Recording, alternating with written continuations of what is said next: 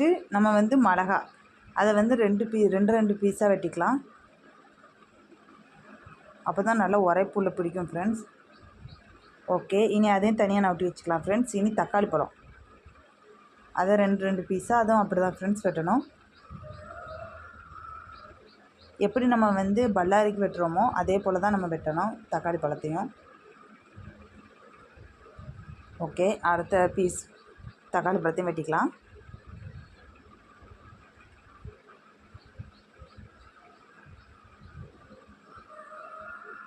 Okay friends, வெட்டியாச்சு.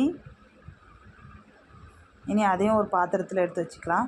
இனி வந்து ஒரு பாத்திரத்தை எடுத்துக்கலாம். அதில் தேவையான அளவுக்கு எண்ணெய் ஊற்றிக்கலாம்.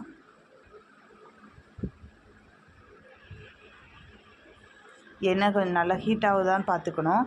எண்ணெய் ஓரளவுக்கு ஹீட் ஆனதுக்கப்புறம் நம்ம வீட்டிலே இருந்த புதினாவை சேர்த்துக்கலாம்.